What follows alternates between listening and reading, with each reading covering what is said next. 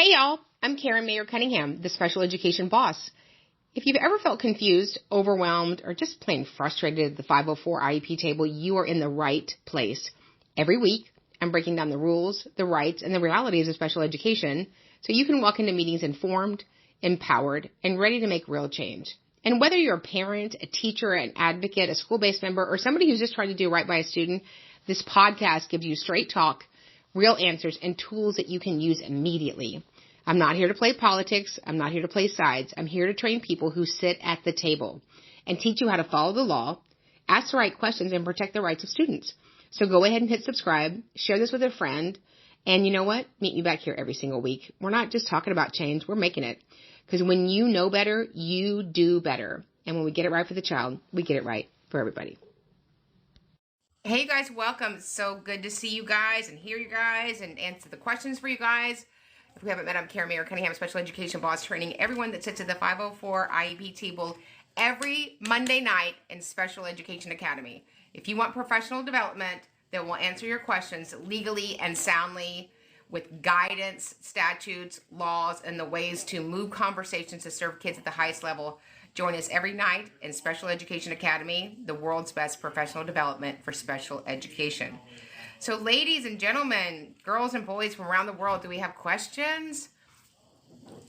We do have questions. And as always, people start off with wanting to know when your next 2-day intensive is, and do they get to keep it if they didn't hear it the first time? You get to keep it, and so you can listen to it over and over and over again. Because listen, ask any of my husbands, hearing me over and over again is life-changing. So, of course, you get the recording because we want you to learn, and we all know as people that work in educating kids space and serving kids in education that we learn by repetition. So it's going to be amazing. It's the last 2 day of the fall, and we might have a little secret for the 2-day. Do you want to hear a little secret for the 2-day? Yes. We might be having a giveaway for somebody in the 2-day. So we'll talk about that a little bit more next week, but it's going to be a big, you don't want to be sitting at a football game when you could be learning how to be an amazing special education advocate at the IEP table, however you sit, because we are all advocates for kids. And we do want to say, if you missed it, oh my gosh, you missed it. And we had 1,450 people on our paraprofessional training, and we're gonna do it again very, very soon in a few weeks. In the thing, give me a heart or a thumbs up if you would like us to do the paraprofessional training again. Anybody want to see that paraprofessional? Yes. It was so good, and we want you guys to have the training. And also, I might be in possession of this little hot commodity, hot off the press. I have, wait for it, Louisiana in the house. The Louisiana Special Education Playbook. Come on now. You do not even want to know what they typed in here. Lord help us and help them. Amen. So we're going to be training on the Louisiana. What you doing? Where are you at? Come on now. So we're definitely going to be doing a training on that. But we want to see you guys all in the 2-day intensive, September 27th and 28th, so that you are equipped when you get to the IEP table. Fantastic. All right, here we go. In California, if a child with an IEP breaks their arm, can they have accommodations added to their IEP? Let me just stop you there. If they're a human in America that goes to school and breaks their arm, we can have accommodations. Come on, people. Yeah. We make some things too difficult. I think the first accommodation should be, one of my friends was in the hospital yesterday, so I took her, you know, people bring flowers and food. Nobody wants that. I brought her eyeshadow, a set of makeup brushes, and some hairspray. That's how you survive the hospital. Nobody needs those flowers, but you need a back comb and some hairspray. Yes. Do you have any Florida stuff? And I think they're referring to what you just held up. We do have Florida stuff. We're happy to train on Florida stuff. We would love for the amazing people in Florida to follow the law and let kids go to vocational rehab and implement the IEP with fidelity. But if you have a guidance from your state or some shenanigans that's just come out and you want me to train on it, I'm happy to do that. But let us know if you want to come to the paraprofessional training again, because there's just so many questions we couldn't even get to because there were hundreds and hundreds and hundreds of people on the Zoom webinar. So we want you guys to participate in that again. I'm a special ed teacher, and the district is making me agree with things in the IEP. Can I not agree? So here's the problem. You either delivered FAPE or you denied FAPE. So this is what I would say to my employer if my employer asked me to do something unethical anywhere. I would say, dear Mr. Employer, while I appreciate this is what you're asking me to do, I believe it breaks the ethics certification that I signed when I received my teaching certificate from the state. If it doesn't, can you put that in writing? Are IEP laws the same across the United States? They're the same across the United States of America. There's this book. It's a tiny little book that I know every page of, and I will train you every Monday night in Special Education Academy. If you don't know this book, it's the reason the school runs over you. If you don't know the book, it's the reason the committee runs over you as a parent. If you don't know the book, it's the reason why you feel like things just aren't right as an evaluator. If you don't know the book, that's the reason you're not sure that you're doing everything you're supposed to do as an educator. So join us in Special Education Academy on Monday night so we can train you to be the most amazing, amazing advocate.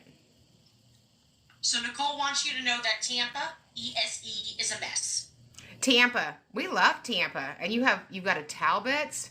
Well, send me the ESE mess, and we'll fix it. We straighten stuff out in Pasco County, Chipley, Florida, Washington County, Seminole County, Miami-Dade County. But let's hear it for the people in Tampa. Woo-hoo! Okay. How do I feel a school transition appropriate in an emergency IEP? So there's no such thing as an emergency IEP. Our feelings around the IEP are emergencies, but there's no such thing as an emergency IEP.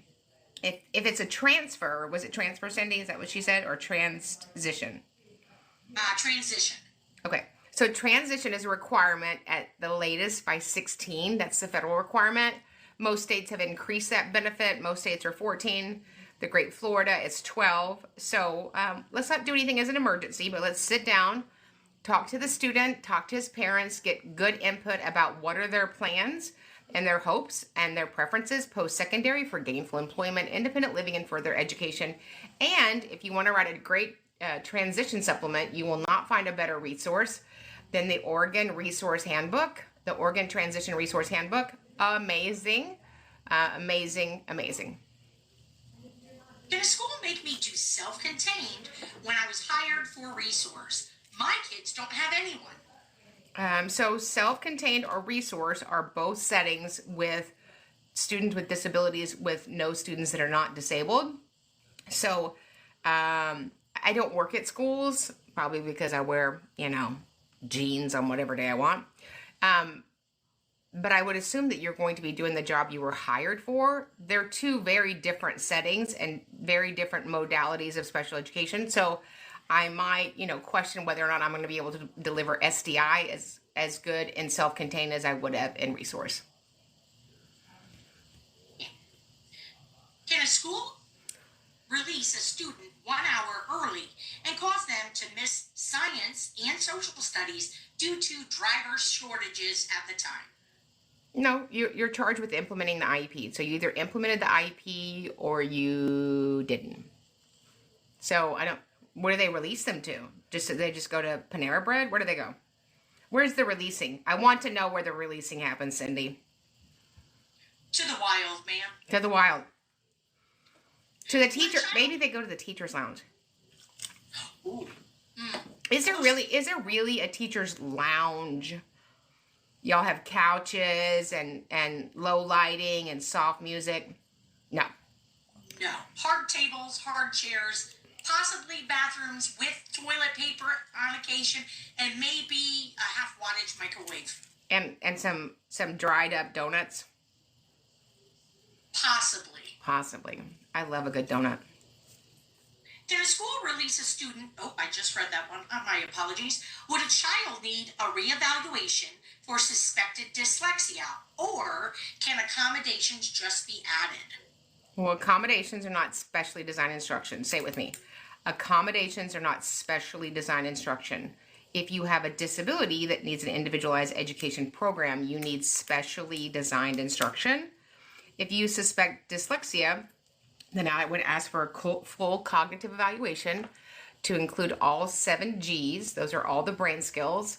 And then also formal achievement in writing, reading, math, but additionally oral expression and listening comprehension.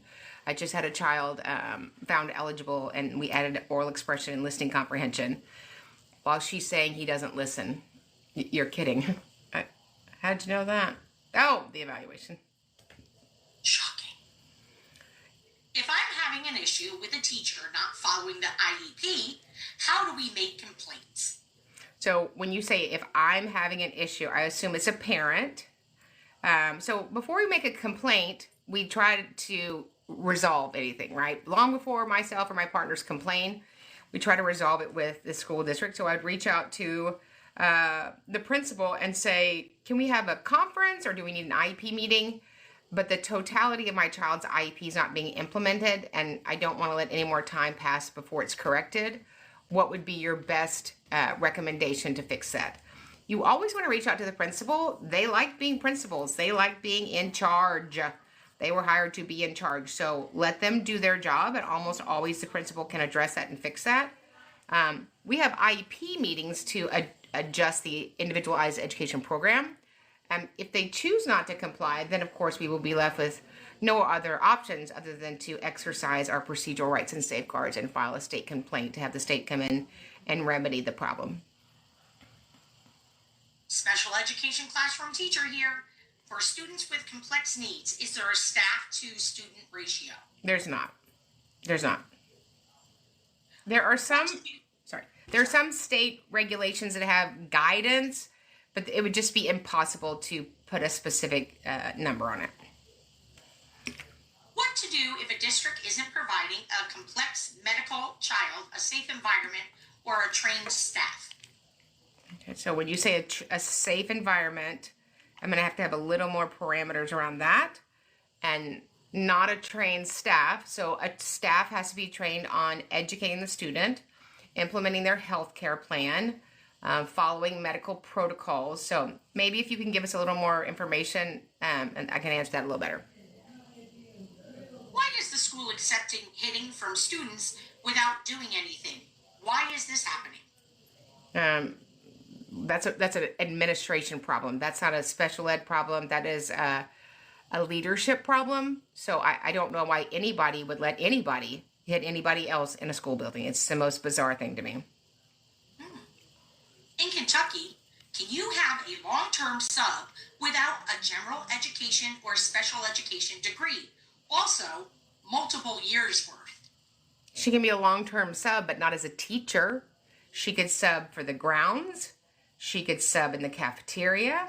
She could work the car rider line.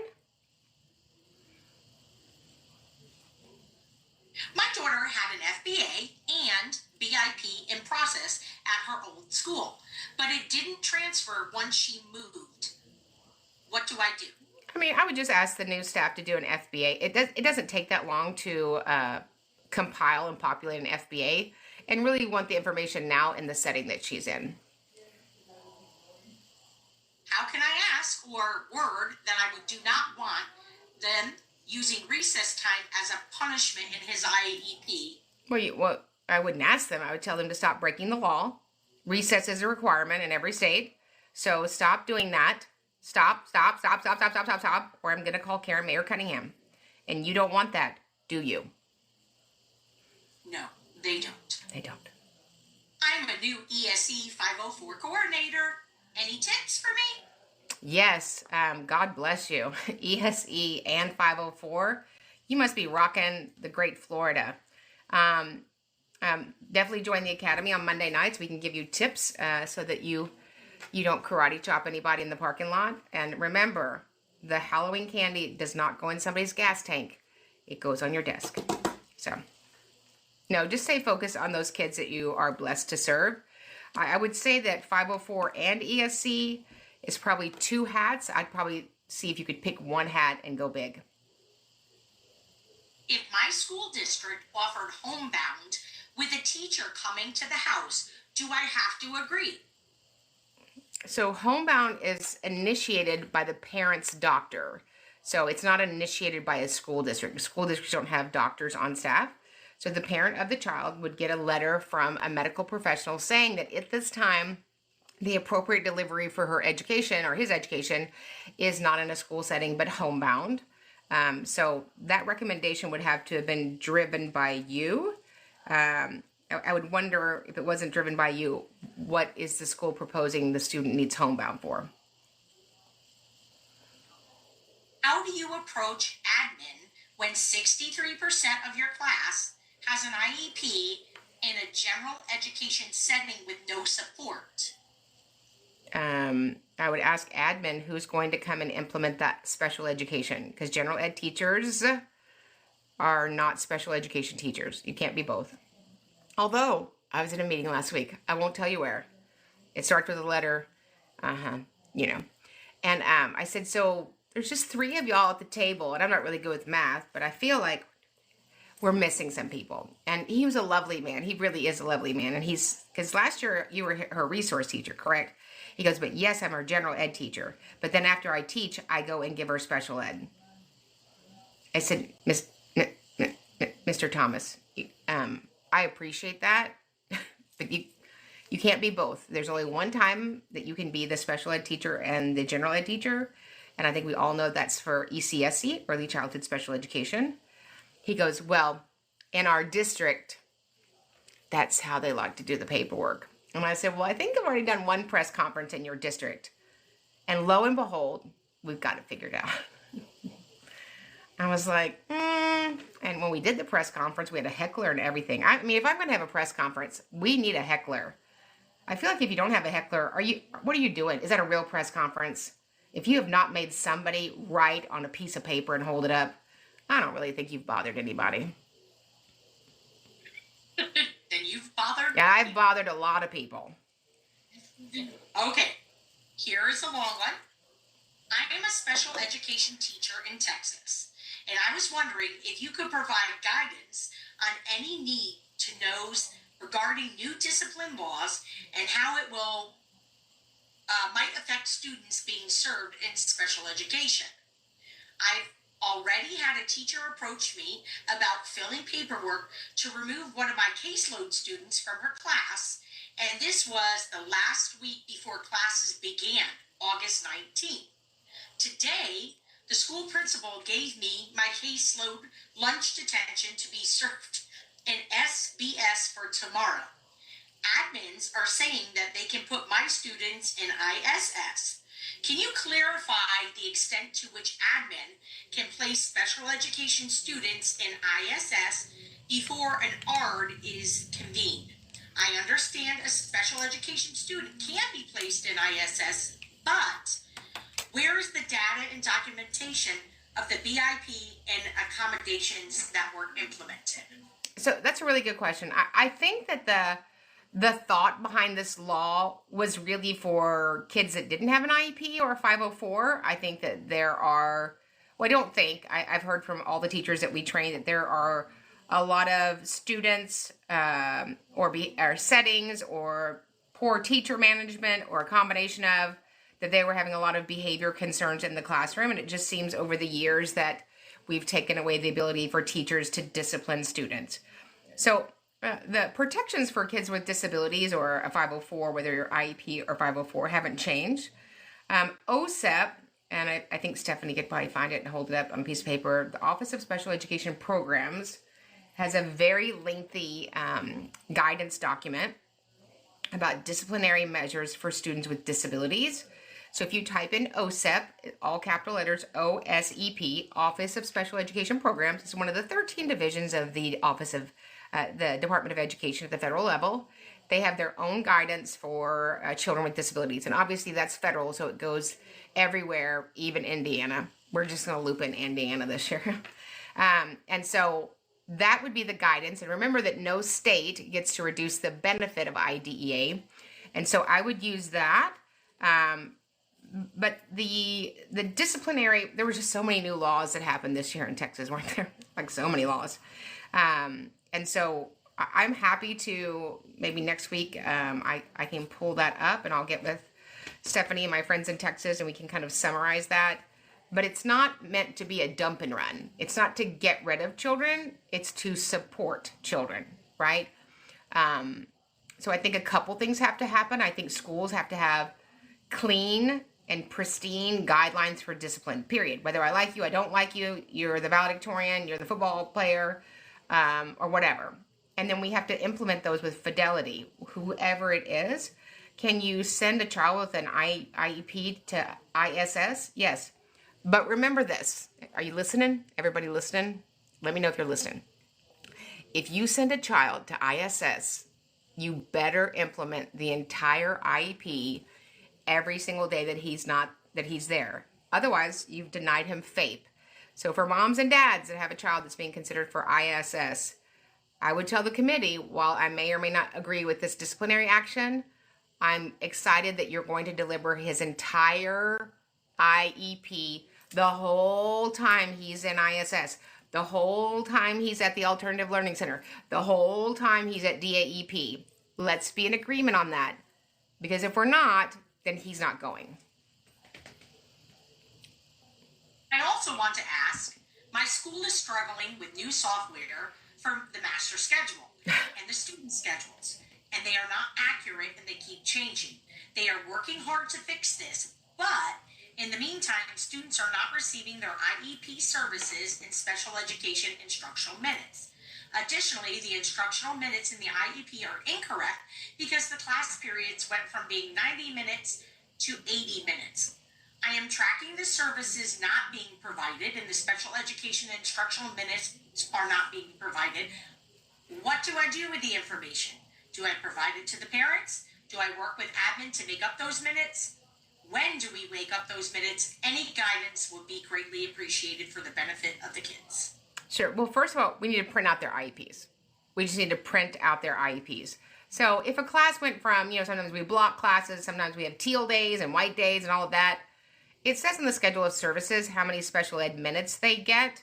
And so it's important that, for me, if I was a teacher, I'm not a teacher, I've never been a teacher, God bless teachers, because who doesn't love a good apple candle, right?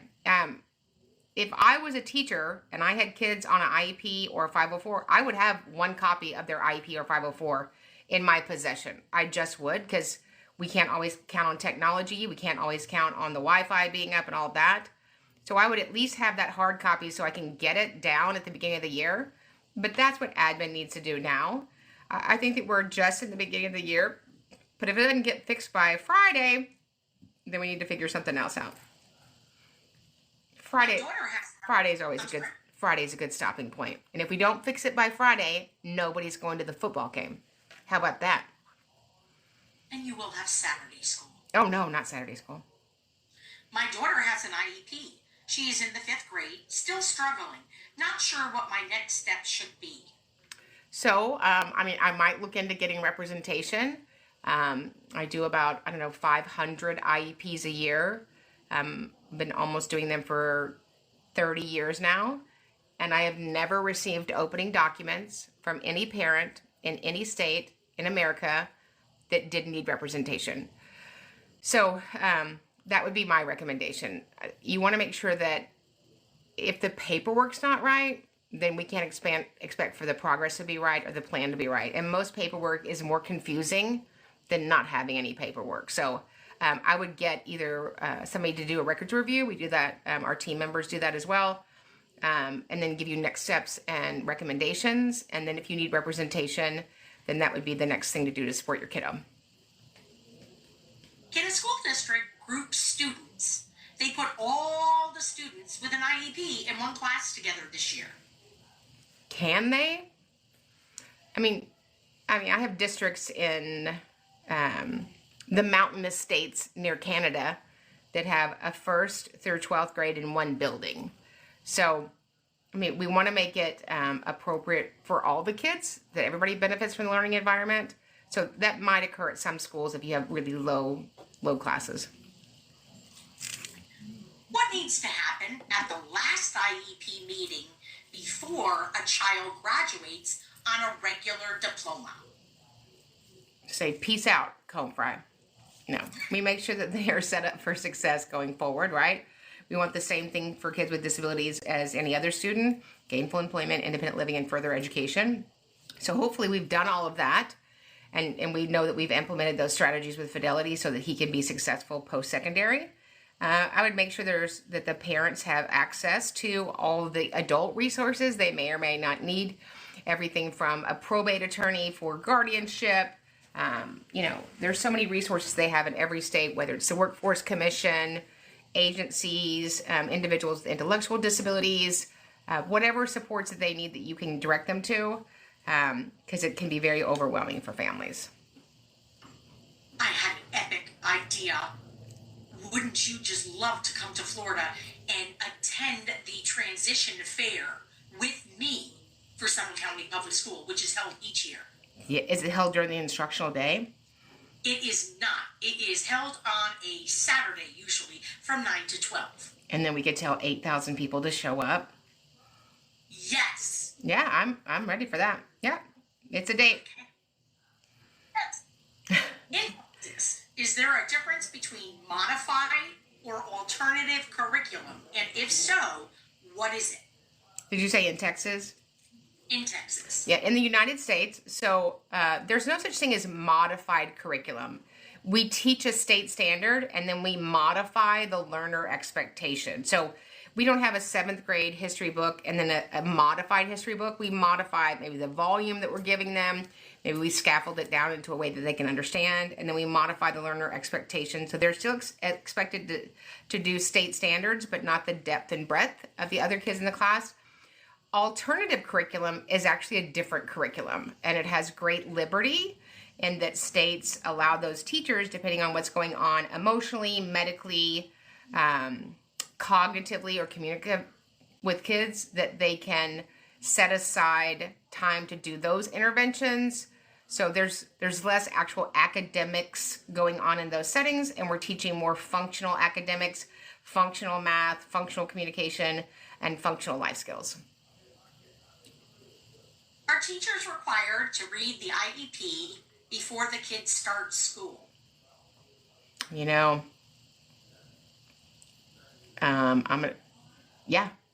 unless, you have a homing pigeon that comes to your ledge and tells you what's in the IEP.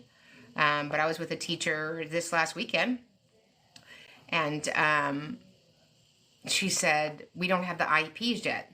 And I could just say what school district it is that has over 130,000 students in it in Houston.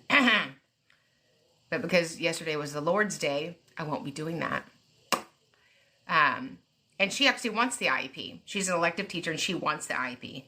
We don't have them yet. Can you imagine your child going to school and needing, medicine during the day and just say, we haven't started the medicine yet? I bet we started football practice. I bet we started cheer. I bet we started marching band, right?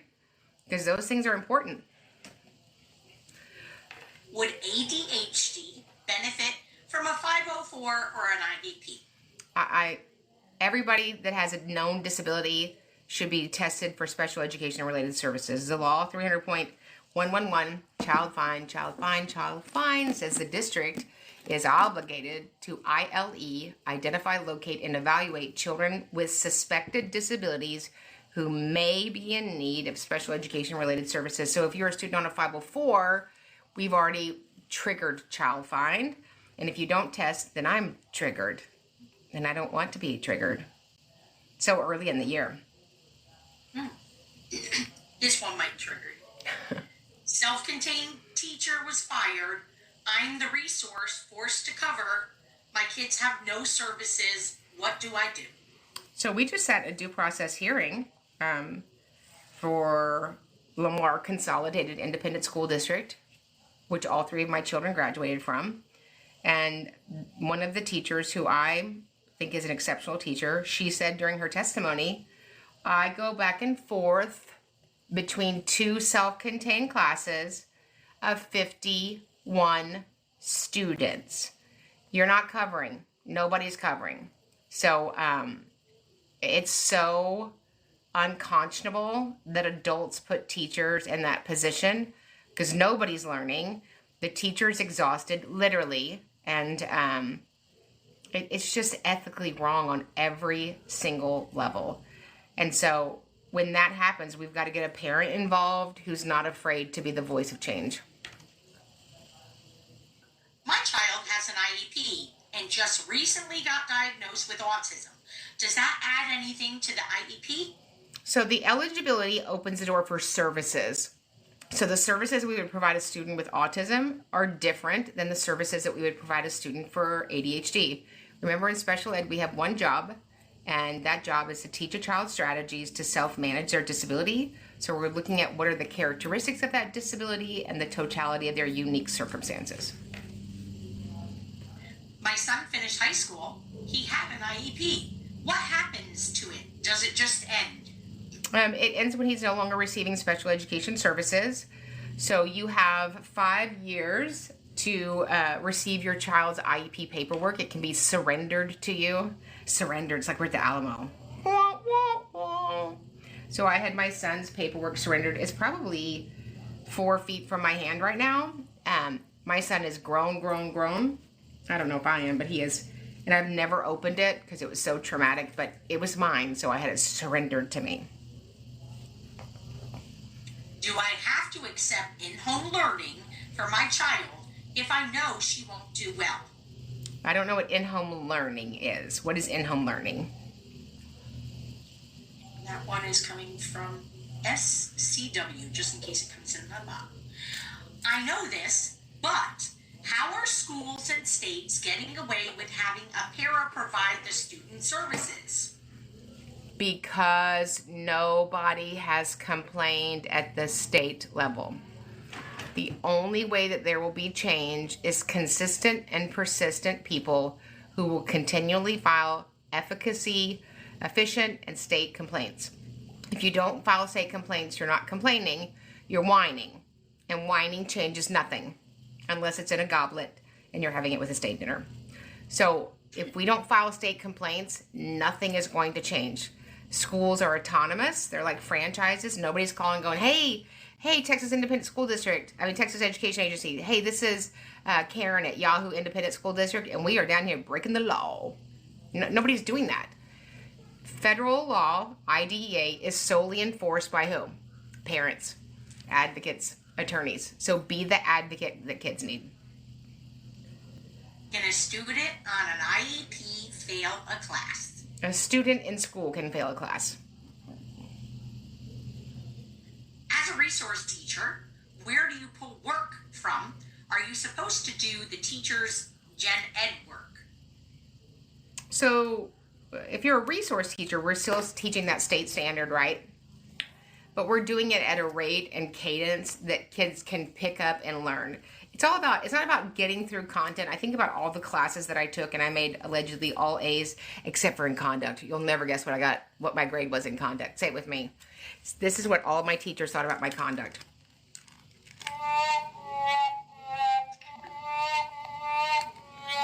Yeah, my conduct was terrible. So I got all A's in school. I can't tell you anything about U.S. history. I live down the street from the Alamo. I feel like we won. I don't know. We teach so much stuff and volumes of stuff. I don't know how much acquisition of learning is going on. But for resource, we take the state standard, and then based upon the student's needs, we break it down into a way that in smaller pieces and the less depth and breadth that they can understand, and then we test them on that. I'm a teacher in California. I have a student with an IEP who is not being pulled for her 60 minutes. Recommendations. Get it together, Heather. That's what I would tell the school district. I feel like there's a Heather at the school district. Yeah, so dear SELPA, I was just in California the other day. I made them very sweaty. I would just say it's come to my attention that you're not implementing my daughter's IEP. Let me know how you're going to rectify that and provide her compensatory time. Can services be provided virtually without amending an IEP? So you're just going to like put them in a corner of the school and they're going to be looking at a laptop? I think if we are doing virtual, which I would never, ever, ever, ever, ever, ever, ever, ever be a fan of. I'm a fan of homebound. I'm a fan of hospital. I'm a fan of out-of-district placement at day schools. I'm not a fan of virtually. We had to do that during the COVID, but I don't know who would agree to that. But if you agreed to it, I don't know how much FAPE is going on. For an almost 4-year-old, do you recommend ABA or school ECSE? I'm so afraid my daughter will learn aggressive behaviors. Aggressive behaviors where? Good question. So if your child, if you're considering ABA, she probably has behaviors that impede her learning. And so ABA is an amazing product, I think, for a very short period of time. It was never intended to go on for years and years and years and years. We're not teaching state standards in ABA, but if the acuity of your child's behavior is so paramount that without that learning wouldn't occur, then I would pick ABA. If your child has a combination of language and cognitive and social, emotional, and behavioral needs, then I might consider ECSE. I couldn't give you a perfect recommendation as our next step without seeing their paperwork, but they're two totally different animals. And then you have to remember that ABA can never be replicated in schools, even if the school, hold on, I know several of you are clutching your pearls. You're about to start typing in the comments. You don't know what you're talking about. I do. So ABA is not replicated in public schools. Do we have ABA principles and processes? Absolutely. But we don't have a child one-on-one that we're reinforcing with somebody's hip all day long in public school, nor would that be appropriate. So it's something that parents have to decide what's best for my kiddo right now. I've heard you talk about the 2-day academy, but I can't find it. I think they're combining the 2 days. Yeah, so the academy, we teach the academy. That's our weekly professional development where we train everybody at the IEP table and answer all their questions. That's every Monday night. So join us every Monday night. That's a monthly subscription. The 2-day Epic Intensive will be September 27th and 28th. It'll be a virtual live. You get the recordings forever. And we will train you on your duties, obligations, and responsibilities in a way that's applicable to you, and you can use it Monday morning, with boots on the ground. It is all the things that you should have been taught years ago before you started working at a school. And you need that so you can properly serve kiddos, write an IEP, understand how to negotiate differences at a meeting, and learn really what your obligations, duties, and responsibilities are and how to fulfill them in a step-by-step plan that changes kids' lives. In Tennessee, if a parent requests testing because of a concern for dyslexia and the student shows sign of severe anxiety, can the school refuse? If a parent requests testing, I wouldn't refuse. Why would you refuse testing, right? So, disabilities are not exempt of each other. Two things can be true. You could have anxiety and struggle to read, and your name would be Rachel. But we don't just test for one thing, and we don't say because she's stressed out, we can't test her. She's probably stressed out because she can't read. So get to testing. What happens if you win at due process and they are not following what they're supposed to do now? Then you would reach back out to the hearing officer and say your decision is not being implemented by the school district. Excellent. My questions jumped. And you'd probably want a press conference with somebody with a really good hairdo and pantyhose. I'm just saying. I know someone. Those are fierce, and they are worth every second. Let's see. I'm so sorry. So this live starts every Monday night at 5:45 p.m. Central Standard Time till 6:45. In Texas, is it legally okay for a first grader, a 6 to 7-year-old, to be in an ECSE classroom setting? No. ECSE stops at 5. It stops. Now, if you're 5 and you turn 6 the next day after school, then that's fine. But we don't have 7-year-olds in ECSC. Can a school group kids based on if they have inclusion or not? Like all inclusion in one class together? I mean, I think that's a heavy burden for the general ed teacher and the special education teacher. But if you only had 3 inclusion kids in the whole school, I guess. Thoughts on a student having in-class support for reading, language arts, and math, but no goals? You've been a witness to a crime? As a resource teacher, we had that one, I'm sorry, pardon me. My son finishes high school. We want to go to college. Does his IEP go with him, or does it stop? How do I get the services he needs? So there's not services in college. You can go to the disability office and sit down with the team there, and your adult child can talk about accommodations that were successful. And the great thing about college is they usually give you more accommodations than we've ever thought of, but there's not services in college. Should I first contact the teacher who is not honoring the IEP first, or do I go to the administration? I would just go to administration. How long should it take for a school to make an ARD meeting after school starts? So, I mean, we use words in the law like reasonable. We should use that online. You can only type on social media if you're reasonable. So, I mean, this is not a drive-through, but I would expect that I would get a response in a few days, and that we would have some date options in the next few weeks. I'm sorry. No. See? I'm sorry. Is that what they said? Oops, I'm sorry. Ooh. I'm making a song.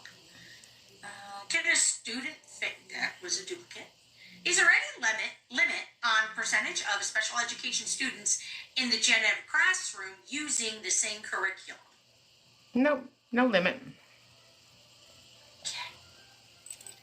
If homebound is suggested, do I need to agree they don't want her in the school? I feel she can do it. So when you say they don't want her in the school, homebound's not going to, that's not the point of homebound.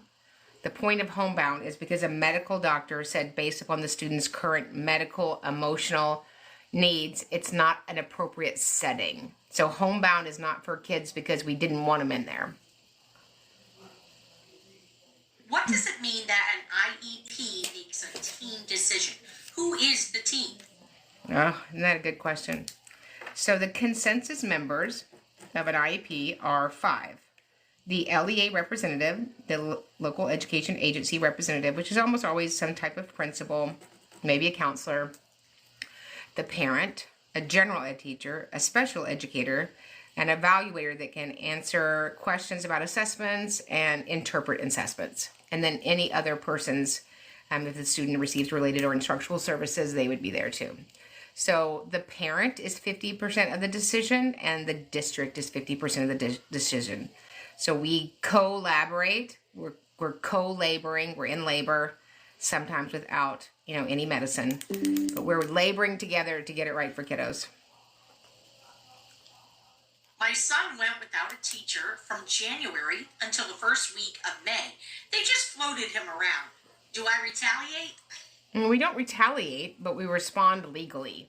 If you want that not to ever happen to you again, I would file a state complaint for sure. First, I would ask for what would be the offer from the school for compensatory time to resolve this issue, and then based upon that response, if it did resolve the issue, I would accept that compensatory time offer. If it doesn't resolve the issue, I'd file a state complaint because that's a denial of FAPE. I'm not sure if I read this one. One question, is a student with mild autism allowed to be suspended? Any student in a public school may be suspended. I asked for an IEP review, but they don't want to do it because it is the beginning of the year. Thoughts? So I don't want to do it because it's the beginning of the year, because it's football season, because it's Christmas is coming, because a leprechaun was just in my office. None of those things are legal responses. If a parent requests an IEP meeting, you have to convene the IEP meeting. Those are all the same reasons they don't start a diet. Leprechauns. Yes. Yeah, the low calorie leprechauns. Nobody wants that. Yes. Ooh. The IEP team asked me to withdraw my one-to-one request in writing.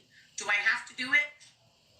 They ask you to remove something from an IEP that you agreed upon. I would say this ain't that. We removed something from the IEP because the student doesn't need it, not because we've manipulated parents. Come on, people. We can do a little bit better. What if a parent agreed to a shortened day and it was added to the IEP, but then the parent changed their mind? They probably saw me online saying, you don't need a shortened day. Why would we shorten a child's educational benefit? Why would we do that? Are you going to keep educating them when they're 28? No. Why would any parent be talked into shortening the day? His life is not going to be, he's not going to have a half a day to go to work and get a full-time wage. He needs the full day to receive an educational benefit.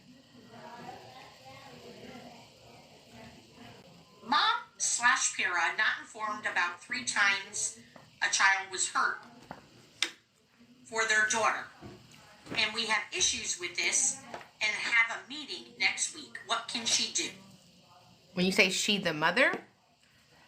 Yes. So when there's a child is injured at a school, however that came to be, the school has an obligation to document it.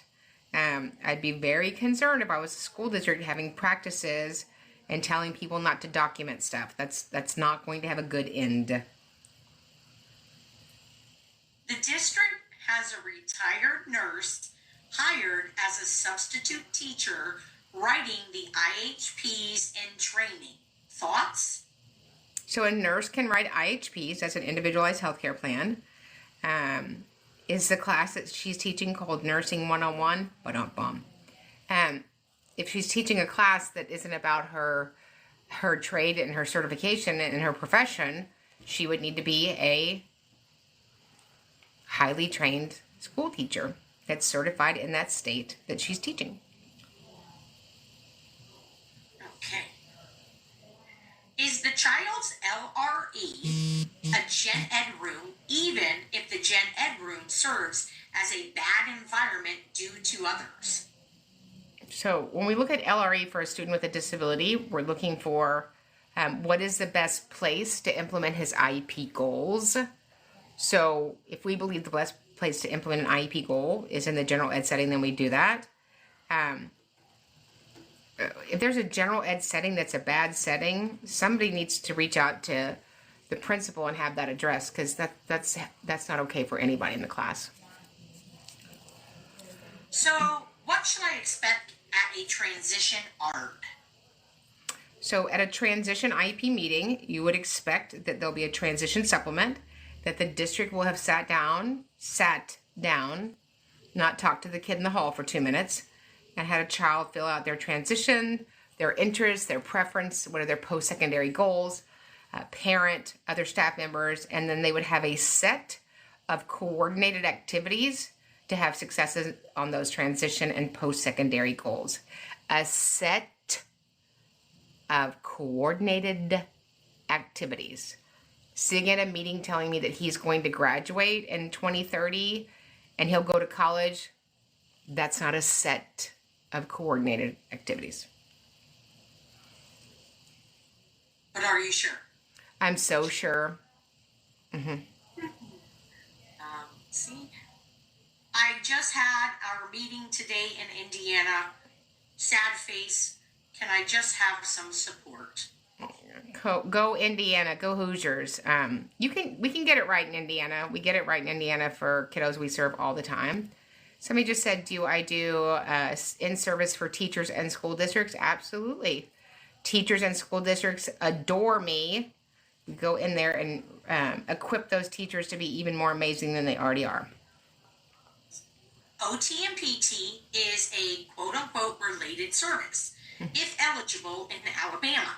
We will proceed with the evaluations. Can you explain what this means? Well, it's not quote-unquote a related service, but it's a related service under IDEA. So, when you say go forward, tell me who's going forward with what? If eligible in Alabama, then they will proceed with evaluations. Well, you can't find somebody eligible until you did the evaluation, sweetie. So I don't know. I don't know if that's because they lost Saban and they're confused. They did get handed to them Saturday, didn't they? From Florida State. I mean, come on, I could have beat Florida State. Did y'all see that? They just mopped him up. They're like, bring back Nick. It was great. My son is 2E, and they want to put him in special education because of his behavior. Is that right? If you have a child that has behaviors at school that impede their learning, then they probably need special education support services. Children that are gifted and or twice exceptional often do exhibit behaviors. Often when you're very high cognitively, you have a deficit either in communication and or socially emotional. I always think of people kind of as a big pie in 3 pieces. This is just a Karenism. Your cognition, right? Your intellect, your social emotional, and your communication. And often when you're that high intellect, it's a skill that we have to teach them. Please tell me again what the website for OSEP is. It's the website. You just type in OSEP, OSEP, Office of Special Education Programs, Office of Special Education Programs, or you can go to ed.gov, ed.gov, and type in OSEP. How can we get our questions asked and answered? Join the Academy. You can get all your questions asked every Monday night. Every. Okay. See? I want to be an advocate like you. What are my steps? Come on down. Yeah, so first, of course, join the Academy. And then take the 2-day training, the epic 2-day intensive. You can either do that on demand. You can do it at your own pace. Or you can join us for the next live virtual, which will be September 27th and 28th. That will probably be the last 2-day virtual for the year. I'm pretty sure it will be because October is, November is crazy, and then December is, so we might have a big announcement, something coming very, very, very, very, very, very, very, very soon. We might have an amazing, amazing book coming out. Who would be interested in me putting out a book so that you guys could all be super stinking equipped at the IEP table? Anybody? Would anybody like to read the book? Anybody? Yeah. Yes. It's good stuff. It's so good. Yeah. Look at all the me's. Me's with extra E's. Yeah. So the book is done. We will have, it's completely done. Is it amazing, Cindy? Utterly. Yeah, it's a book for parents, educators, and advocates so that they can build an amazing IEP that changes kids' lives. And so you've asked for it for years. So we're going to have pre-orders with bonuses and trainings that go with that. So we're excited to get it in your hands. Yep, the book's for parents, advocates, and educators. Or P, parents, educators. My P-pals. That'll be our P-pals. Parents, educators, and advocates. My P-pals. We don't want to say APE. That would be advocates, parents, and educators. Or the APE. The APE. Yeah. Yeah. Here's my APE friends. We'll just go with my P-pals. Yeah, it's going to be amazing. I would say it's going to be epic, is what it's going to be. Yes.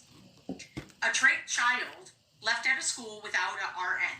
The RN instructed the para to call 911 if there was a problem. Do you think this is a safety concern? I think it's against the law. And when something's against the law, it's probably going to be a safety concern. What the Hello Kitty are we doing?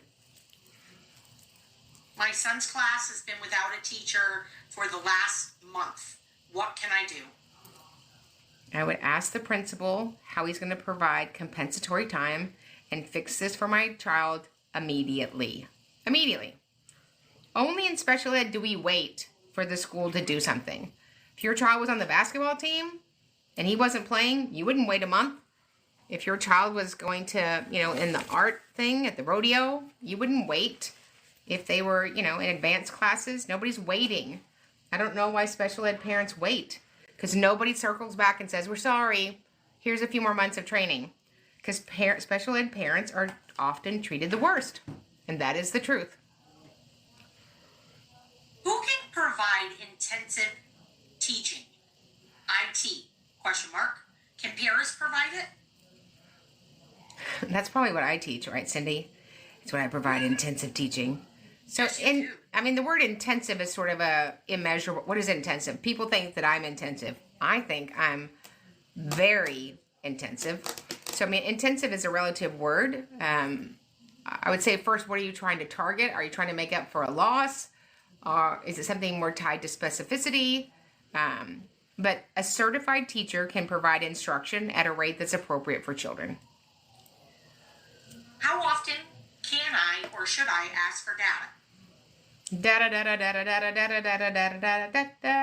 So I would say, dear amazing independent school district, just wanted to let you know that at the end of every grading period, I pick up the RDCs, the raw data collection sheets. Can you just send them to me in a link, or do you need me to provide you paper, a hard drive, a stone that you can just chisel it in? What would be the best way to pick those up at the end of every grading period? But I would not ask for data every week. Let's not do that. Let's let teachers teach, and let's not be, standing outside the window in the bushes. Give them a chance to teach our kids. Unless they're nice bushes. I mean, With the freeze on. Oh. Can I ask for a certain staff member not to be present in my child's room because behaviors escalate when they are there? So, we have to use decorum. So I would say to the principal, this staff member exacerbates the emotionality of my child's disability. Do we have a way to provide instruction with somebody who is less triggering for him? Excellent. And what time would you like to go to bus? Midnight. All night long. You see Rachel's face. She just gave us the duck lips. So we'll do 3 more questions. Okay. How do I get transportation added to an IEP? Don't they have any details yet on what the requirements are? So the requirements so transportation is a related service under IDEA. So we have students who require specialized transportation.